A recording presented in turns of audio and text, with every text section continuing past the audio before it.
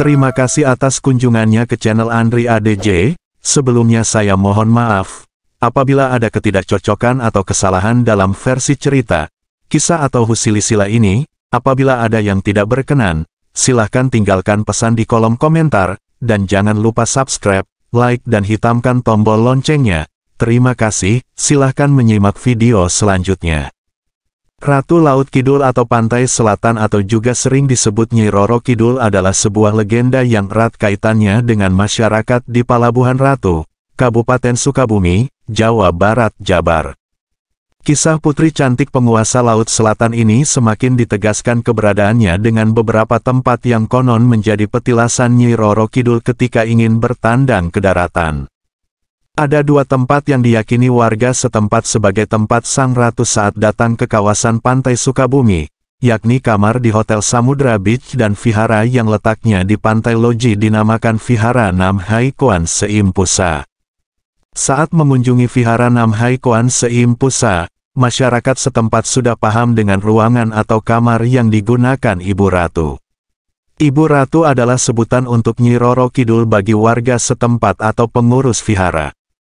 Vihara ini terletak di Kampung Cibutun RT 43 RW 12, Blok Citaringgul, Desa Kertajaya Loji, Kecamatan Simpenan, Kota Pelabuhan Ratu, Kabupaten Sukabumi. Jaraknya sekitar 80 km dari kota Sukabumi. Pintu masuknya persis berada di pinggir jalan yang juga berhadapan langsung dengan tebing Pantai Loji. Untuk mencapai kamar Ibu Ratu, pengunjung harus meniti anak tangga lebih dari 400 anak tangga. Anak tangga mulai dari pintu masuk hingga di depan kamar yang merupakan puncak tertinggi diapit patung atau ornamen naga di kanan kirinya. Naga berkepala 7 yang muncul di pintu masuk. Yang menjadi keunikan, naga tersebut sama sekali jauh dari bentuk legenda naga di Tatar Pasundan, namun lebih mirip bentuk naga khas Thailand. Sisiknya berwarna perak, hijau dan kuning kemasan. Dengan mahkota di kepalanya, mirip mahkota Raja Thailand. Rupanya vihara ini dibangun warga Thailand yang sudah lama menetap di Sukabumi.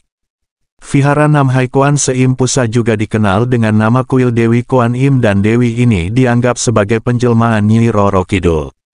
Bahkan pemilik vihara ini menganggap jika Nyi Roro Kidul adalah putri dari Raja Thailand. Yang jelas vihara ini merupakan tempat ibadah Buddhisme Thailand. Vihara Nam Hai Koan Seimpusa dibangun Anotai Kamonwatin yang disebut Mama Airin oleh warga sekitar.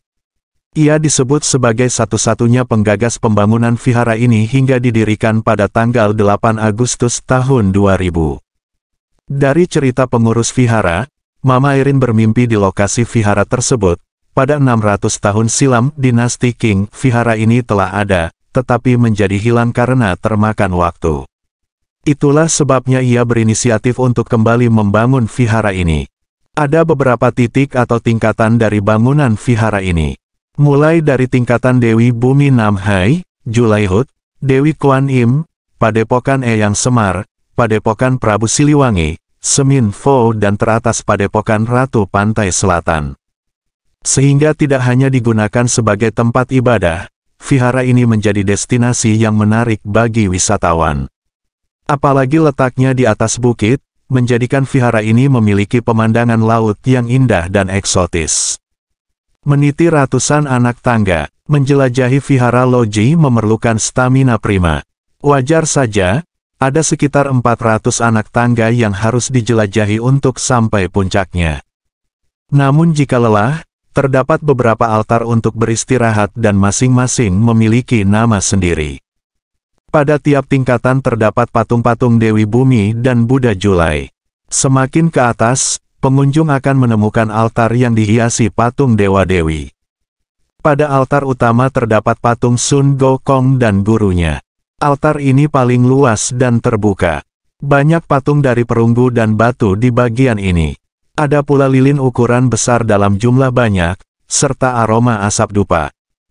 Tidak ada pengurus yang mengantar atau menjelaskan tingkatan dalam vihara. Para pengunjung bebas untuk menjelajahi setiap sudut vihara Loji. Masih di satu tingkatan yang sama, terdapat kapal kecil dengan pandangan luas ke arah lautan lepas pantai selatan Sukabumi. Tempat ini sungguh romantis, dan sering menjadi titik berfoto bagi pengunjungnya. Sebuah lonceng berukuran besar tergantung di sana. Vihara ini juga memiliki altar yang tidak biasa. Jika umumnya vihara memajang dewa-dewi, namun di sini terdapat altar Semar dan altar Prabu Siliwangi.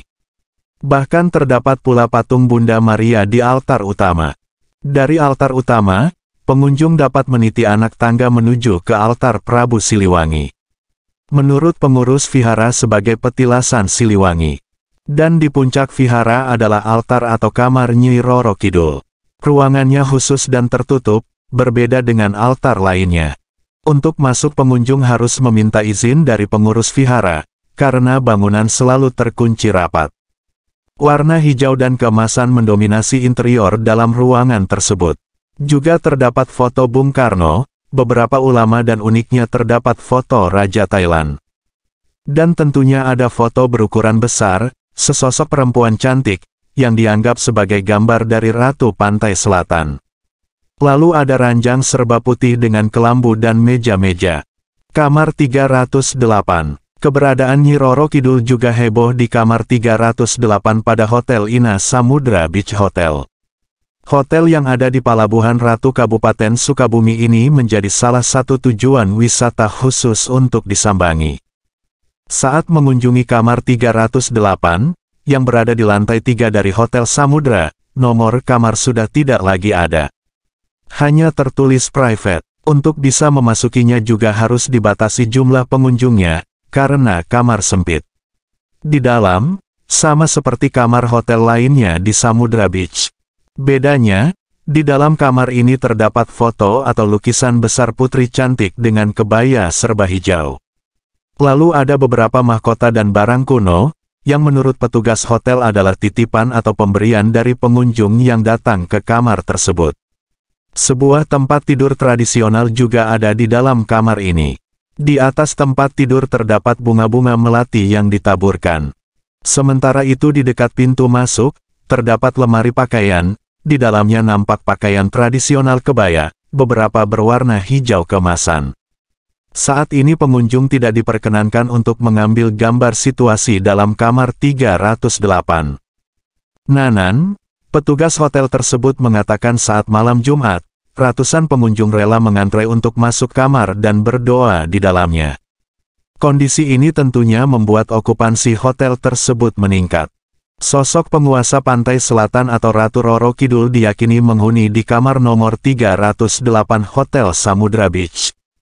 Pembangunan Hotel Samudra Beach diawali ketika pemerintahan Orde Lama. Presiden Soekarno mendirikan tempat peristirahatan pada tahun 1960 di Tanjung Resmi, Pelabuhan Ratu. Selain itu, didirikan pula Samudra Beach Hotel, salah satu hotel mewah pertama yang dibangun di Indonesia. Pada kurun waktu yang sama dengan Hotel Indonesia, Bali Beach Hotel, dan toko serba ada, Sarinah, yang kesemuanya menggunakan dana pampasan perang dari Jepang. Acil, juru kunci kamar 308, menceritakan bahwa banyak cerita mistis tentang Ratu Kidul. Tapi saya sendiri belum pernah bertemu secara langsung dengan Ratu Kidul, cuma bisa merasakan kehadirannya. Biasanya terdengar bunyi berisik seperti kereta kuda lewat. Aroma harum menyebar ke seluruh kamar. Waktunya tengah malam, ujarnya. Dia mengkisahkan ketika hotel dibangun Jepang sebagai pampasan perang, salah seorang pelaksana kontraktor pembangunannya sempat didatangi seseorang yang berpakaian serba hitam seperti jawara. Jawara itu kemudian menanyakan bangunan apa yang akan didirikan itu. Ketika dijawab bangunan yang akan didirikan itu adalah sebuah hotel, jawara itu menyatakan dirinya memesan satu kamar untuk ratunya. Sesaat setelah menyatakan hal itu, jawara menghilang. Ketika hotel selesai dibangun, satu kamar nomor 308 berada di lantai 3 sengaja disiapkan untuk tempat bersemayamnya Ratu Pantai Selatan sesuai permintaan jawara gaib. Sejak saat itu kamar 308 di Ina Samudra Beach Hotel dipercaya banyak orang dihuni Nyi Roro Kidul. Kamar tersebut tak pernah disewakan kepada tamu dan ditata dengan penuh kebesaran sebagai tempat bersemayamnya seorang ratu. Kisah misterius lain juga ditemui para nelayan. Acil mengkisahkan banyak nelayan yang secara tidak terduga, bahasa Sunda, kawenehan melihat sosok putri cantik jelita yang tiba-tiba muncul dari balik gulungan ombak. Mereka percaya jika Ratu Kidul menampakkan diri akan terjadi musibah. Maka untuk meredam kemarahan Ratu Kidul, setiap bulan April nelayan pelabuhan Ratu melakukan upacara laut berupa persembahan kepala kerbau dan sesaji lain. Tujuannya, agar mendapat keselamatan, perlindungan, dan hasil tangkapan ikan yang melimpah. Kendati kamar 308 tak pernah disewakan, tapi pengunjung yang menyambangi kamar itu tak pernah sepi. Tempat ini hampir setiap hari selalu dikunjungi orang.